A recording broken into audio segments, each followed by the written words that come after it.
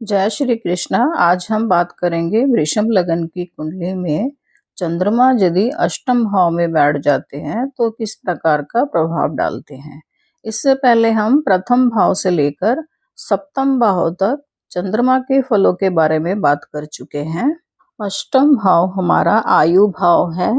यहाँ से हम सडन घटने वाली घटनाओं को देखते हैं और अष्टम भाव से जो है लंबी बीमारियों को देखते हैं। जैसे कि छठे भाव से हम बीमारियों को देखते हैं और एकादश भाव से जो है छोटी छोटी बीमारियों को देखा जाता है, वैसे ही अष्टम भाव से जो है लंबी बीमारियों को देखा जाता है। अष्टम भाव एक मिस्टीरियस भाव है, यह रहस्यों का भाव है और यहाँ से जो है हम गहराई को देखते हैं। यहाँ से शोध कार्य रिसर्च को देखा जाता है, अध्यात्म को देखा जाता है और अष्टम भाव से जो है व्यक्ति के ससुराल पक्ष को भी देखा जाता है। जैसे प्रथम भाव व्यक्ति के खुद का भाव है और द्वितीय भाव जो है व्यक्ति के परिवार का भाव है, वैसे ही सप्तम भाव जो है व्यक्ति के जीवन साथी का भाव है और अष्टम भाव जो है व्यक्ति के ससुराल का भाव है। और व्यक्ति के गुप्त संबंधों को भी जो है अष्टम भाव से ही देखा जाता है। अष्टम भाव में धनु राशि है और धनु राशि के स्वामी जो है गुरु बृहस्पति है, जो कि चंद्रमा के मित्र भी है। गुरु की है राशि जो है क्षत्रिय राशि है। तो यहाँ पर जो है गुरु का स्वभाव कुछ इस तरह का है कि गुरु का आदेश जो है राजा को भी पालन करना पड़ता है। अब चंद्रमा जो है आकर अष्टम भाव में बैठ गए हैं। चंद्रमा मन का कारक है, चंद्रमा भावनाओं का कारक है, चंद्रमा जो है इमोशन का कारक है और चंद्रमा हमारे माता का कारक है। तो यहाँ पर जो है व्यक्ति का मन स्पिरिचुअलिटी की ओर, अध्यात्म की ओर चला जाएगा। ऐसा व्यक्ति बहुत धार्मिक होगा और मन से पूजा पाठ करने वाला होगा, क्योंकि यहाँ पर गुरु की राशि है और गुरु जो है स्पिरिचुअल है, धर्म को मानने वाले हैं। और चंद्रमा क्योंकि जिस भाव में बैठते हैं उस भाव के स्वभाव को अपना लेते हैं और उस भाव में जो राशि होती है उस राशि के स्वभाव को भी अपना लेते हैं। ऐसा व्यक्ति जो है स्वभाव से काफी मिस्टीरियस होता है और अपनी बातों को जो है दूसरों को बहुत ज्यादा बताना पसंद नहीं करता। और ऐसा व्यक्ति जो है किसी भी कार्य को करने से पहले बहुत ज्यादा गहराई से सोच विचार करता है। अब चंद्रमा जो है चंचलता का कारक है। चंद्रमा को इस गहराई वाले क्षेत्र में बहुत दिनों तक अच्छा नहीं लगता। चंद्रमा कभी तो बहुत ज्यादा गहराई से सोच विचार करता है अपने कार्य के बारे में, लेकिन कभी जो है इन सब चीजों से ऊब जाता है और यहाँ से निकलना चाहता है। और ऐसा ही सोच जो है व्यक्ति का अपने ससुराल पक्ष के लिए भी होता है। व्यक्ति अपने ससुराल में बहुत दिनों तक टिक कर रहना नहीं चाहता। हालांकि ऐसे व्यक्ति को जो है अपने ससुराल में बहुत ज्यादा मान सम्मान मिलता है, क्योंकि यहाँ जो है गुरु की राशि है और चंद्रमा और गुरु बृहस्पति जो है आपस में मित्र है। लेकिन फिर भी व्यक्ति जो है अपने ससुराल से जल्द बाहर निकलना चाहता है। और चंद्रमा जो है तीसरे भाव का स्वामी होकर अष्टम भाव में आकर बैठ गया है। तीसरे भाव से हम पराक्रम को देखते हैं, संघर्ष को देखते हैं, मेहनत को देखते हैं। और तीसरा भाव जो है व्यक्ति के रोजमर्रा के जीवन में भागदौड़ का भाव है, छोटी छोटी यात्राओं का भाव है। और यहाँ से जो है हम व्यक्ति के कम्युनिकेशन स्किल्स को देखते हैं। यह प्रकाशन का भाव है, मीडिया का भाव है। यहाँ से हम मार्केटिंग को देखते हैं, सेल्स को देखते हैं, व्यक्ति के नेटवर्क को भी देखते हैं। यहाँ से जो है व्यक्ति के छोटे भाई बहनों को भी देखा जाता है। तो ऐसे व्यक्ति को जो है अपने जीवन में बहुत ज्यादा संघर्ष करना पड़ता है, बहुत मेहनत करना पड़ता है ऐसे व्यक्ति को। और यह भाव भी जो है बहुत ज्यादा अप्स एंड डाउन का भाव है, उतार चढ़ाव जो है लगा ही रहता है जीवन में। और चंद्रमा क्योंकि एक सौम्य ग्रह है, तो चंद्रमा का जो है त्रिक भाव में बैठना अच्छा नहीं माना जाता है। त्रिक भाव हो गया छठा, आठवां और 12वां। तो यहाँ पर जो है चंद्रमा का फल जो है बहुत अच्छा देखने को नहीं मिलता। फिर भी क्योंकि यहाँ पर गुरु की राशि है और गुरु और चंद्रमा क्योंकि आपस में बहुत अच्छे मित्र भी है, तो गुरु की ब्लेसिंग चंद्रमा को मिलती रहेगी। लेकिन गुरु की प्लेसमेंट जो है कुंडली में अच्छा होना चाहिए। गुरु यदि प्रथम भाव में बैठ जाते हैं तो भी अच्छा है। गुरु यदि द्वितीय या तृतीय भाव में या फिर चतुर्थ भाव में बैठ जाते हैं, पंचम, सप्तम या फिर एकादश भाव में बैठ जाते हैं, अपनी ही राशि में एकादश भाव में गुरु की मीन राशि है, तो यह प्लेसमेंट जो है गुरु के लिए अच्छा माना जाएगा। चंद्रमा और गुरु दोनों ही धन के कारक हैं, तो ऐसे में जो है व्यक्ति के पास रोजगार के साधन होंगे और व्यक्ति धन कमा पाएगा। ऐसा व्यक्ति जो है किसी रिसर्च के कार्य में जा सकता है, लाइफ इंश्योरेंस के कार्य में जा सकता है, ज्योतिष विद्या अकल्ट में जा सकता है, अध्यात्म में जा सकता है ऐसा व्यक्ति। और ऐसा व्यक्ति जो है सरकार के किसी गुप्त खुफिया विभाग में कार्यरत हो सकता है। ऐसे लोगों को जो है मानसिक दृष्टि से कुछ न कुछ परेशानियों का सामना जरूर करना पड़ता है। और चंद्रमा क्योंकि माँ का भी कारक है, तो ऐसे व्यक्ति की माता जो होती है बहुत ज़्यादा स्पिरिचुअल होती है, धार्मिक होती है, और ऐसे व्यक्ति की माता को कोई बीमारी भी हो सकता है जिसका इलाज जो है लंबे समय तक चल सकता है। और व्यक्ति को खुद को जो भी है लंग्स की, कोल्ड की समस्या हो सकती है और अस्थमा की बीमारी हो सकती है, जो कि व्यक्ति को लंबे समय तक परेशान कर सकती है। ऐसे व्यक्ति का जो है इमेजिनेशन पावर बहुत हाई होता है, व्यक्ति को परलौकिक शक्तियों का आभास होता है, भविष्य में घटने वाली घटनाओं का व्यक्ति को जो है पूर्वाभास हो जाता है। ऐसा व्यक्ति यदि स्पिरिचुअलिटी को अपना लेता है तो व्यक्ति के लिए बहुत ही अच्छा रहता है। और व्यक्ति को जो है डेली रूटीन में मेडिटेशन करना चाहिए। ऐसे में जो है व्यक्ति की मानसिक स्थिति मजबूत हो पाएगी और व्यक्ति को जो है अपने कार्य में सफलता हासिल हो पाएगी। और ऐसा व्यक्ति यदि ज्योतिष विद्या, तंत्र मंत्र, अकल्ट में जाता है तो व्यक्ति जो है बहुत अच्छा करता है और व्यक्ति को जो है जीवन में बहुत सफलता मिलती है।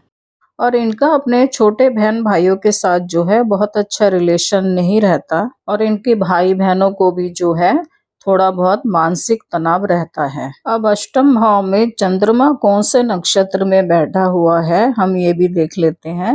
यहाँ पर जो है चंद्रमा 3 नक्षत्रों में हो सकता है, मूल, पूर्वाषाढ़ा और उत्तराषाढ़ा नक्षत्र। पहला नक्षत्र यहाँ पर मूल है और मूल नक्षत्र के स्वामी केतुदेव हैं। इस नक्षत्र के जो है चारों चरण ही यहीं पर देखने को मिलेंगे।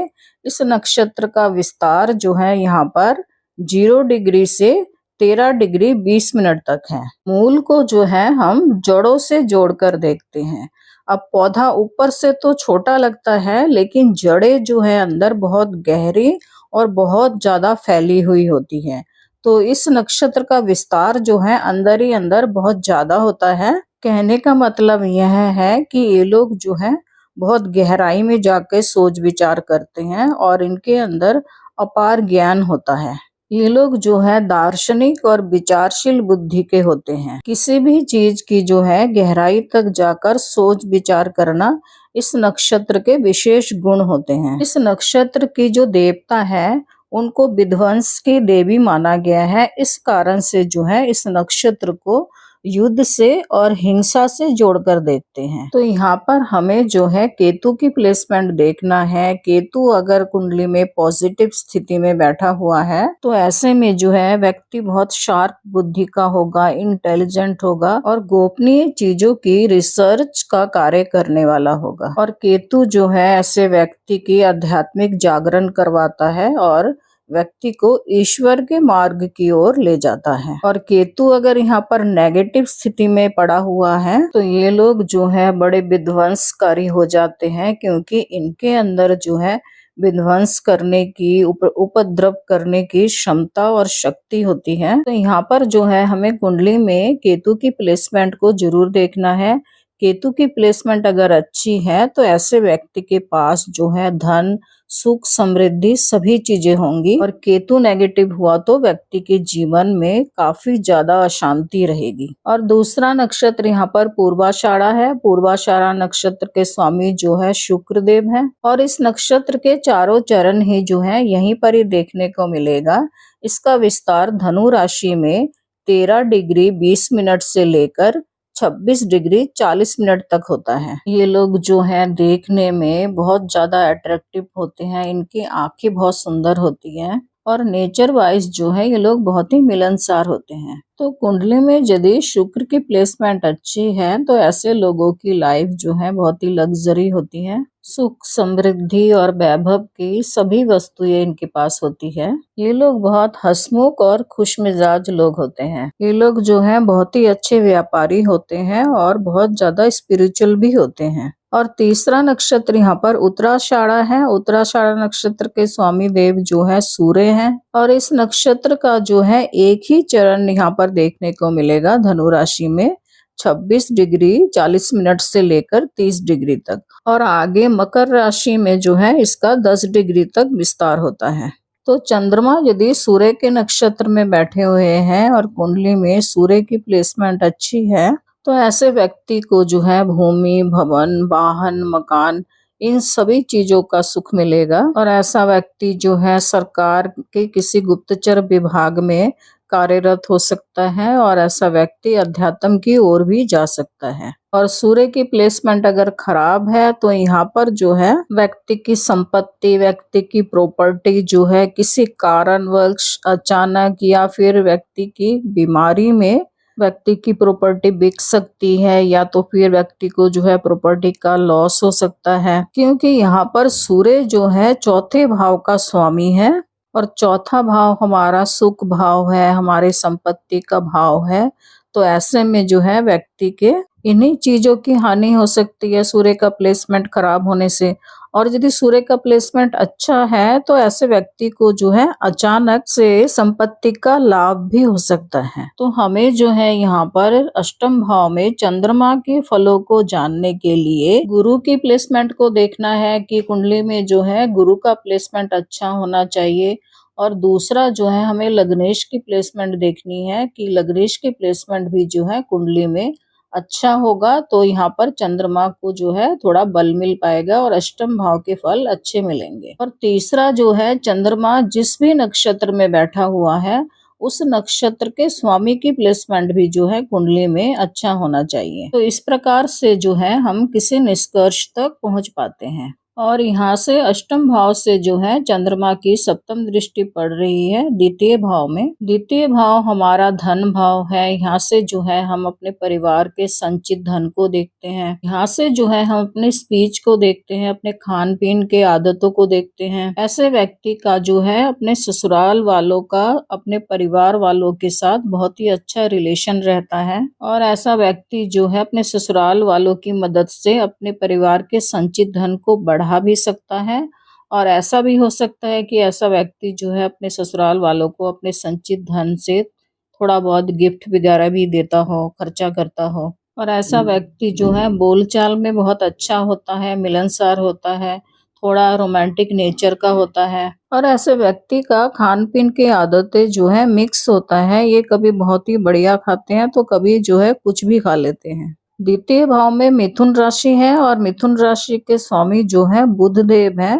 तो यहाँ पर हमें बुध की प्लेसमेंट को भी देखना है। कुंडली में यदि बुध की प्लेसमेंट अच्छी है तो ऐसा व्यक्ति जो है बहुत ही शार्प बुद्धि का होगा और परिवार के धन संपत्ति को जो है बढ़ाने वाला होगा। और कुंडली में यदि बुध की प्लेसमेंट ठीक नहीं है तो ऐसा व्यक्ति जो है परिवार के धन संपत्ति का क्षय करने वाला होगा। यहाँ पर कुंडली में यदि बाकी ग्रहों की प्लेसमेंट अच्छी है तो ऐसे में जो है व्यक्ति मेहनत करके, संघर्ष करके अपने करियर को सफल बना लेगा और व्यक्ति के पास सुख सुविधा की सभी चीजें होंगी। लेकिन चंद्रमा के जो है अष्टम भाव में होने से व्यक्ति को थोड़ा सा मानसिक तनाव रहेगा। तो आपकी कुंडली में भी जो है चंद्रमा कमजोर स्थिति में है और चंद्रमा जो है आपके जीवन में बुरे प्रभाव डाल रहा है। तो ऐसे में जो है आप चंद्रमा के उपाय कर सकते हैं। आप जो है 16 सोमवार के व्रत कर सकते हैं। सोमवार के दिन मंदिर में जाकर शिवलिंग में जल चढ़ा सकते हैं और सोमवार के दिन जो है मंदिर में चंद्रमा की चीजों का दान भी कर सकते हैं। चंद्रमा की चीजें जो है चावल हो गया, दूध, दूध से बनी मिठाई,